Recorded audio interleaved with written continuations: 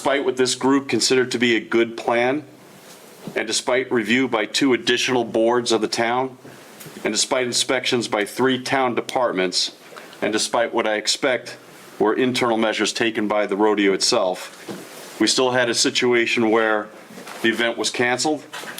Live animals were loose in the towns of North Attleboro and the city of Attleboro, and they were loose on a major thoroughfare, in this case, State Road Route 1. Public safety was put at risk.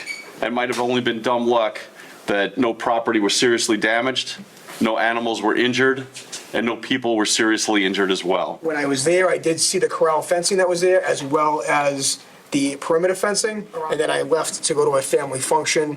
I got to the family function, and within 20 minutes of being there, my phone rang and indicating that the 8 bulls were now loose. You know, we had discussed what could potentially happen at the meeting, and your group had indicated that you had things in place that this would not happen, and you've done this in many other locations. I had a fire truck, a shift commander, an ambulance, 3 chief officers, all tied up for 4 hours. So that one ambulance could not respond to medical emergencies within the town. Our panels that were in the back pen, one of the pins, one bull jumped over another bull.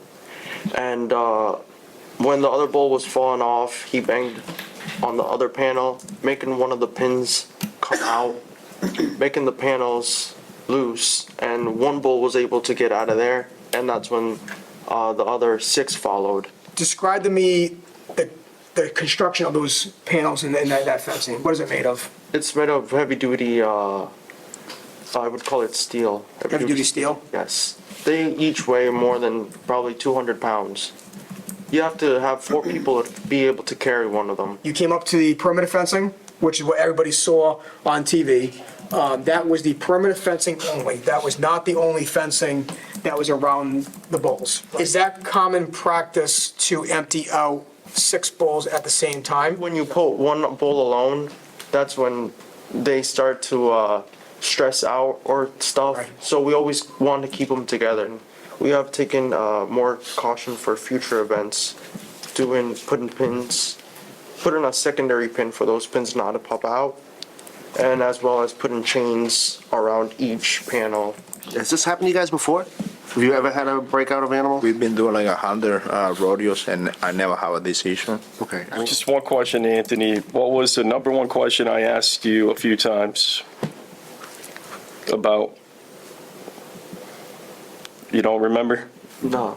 The animals, about, their welfare and being well taken care of and nothing's going to happen. And you said, oh, no, nothing will happen. We've done this before. Yes. So that's all.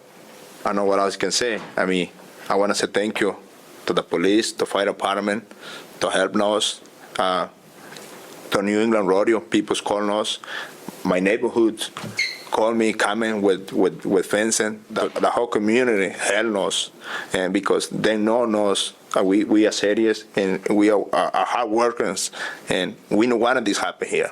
With the media, we have had local, national, and international media reaching out. We've been fielding calls 24/7 since Sunday, and really just has reflected poorly on the community. You said you've done this in Philadelphia and New Jersey, so you've done this in an urban setting before, correct? Yes. Have you done it in an area that's very similar to Route 1 Yeah. where there's high traffic volume? Yeah. Yes, you have. So I think that needs to be made public, that obviously that was taken into consideration. I know the bulls when he ran away, he want to go like run from the peoples, but it's no mean bulls. They never try to hurt anyone or charge at anyone either. All they were trying to do was just find a way to find their other bulls. When you have a mean bull, he going after you and he no move, trying to kill you. That person that was on Route 1 last night, that was in the red jacket, that's on social media, was not a citizen, was not just a person stopping to help. That was a trained professional. My brother-in-law. Said this quickly degenerated into a threat to public service and a complete embarrassment to the town. Significant town assets and even state assets were dedicated toward this, and we're collecting those costs and we'll be contacting you in the future. This was a very serious situation.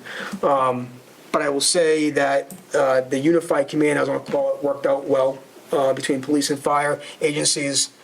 The rodeo people, they had staff that was very robust, right? And I heard multiple times during the event, their concern for the bull's safety. I think that's just something that we needed to, just so people understand that they may have not seen firefighters out there, they may not have seen police officers out there, but there were trained professionals out there who know how to handle the bulls in a safe manner, so.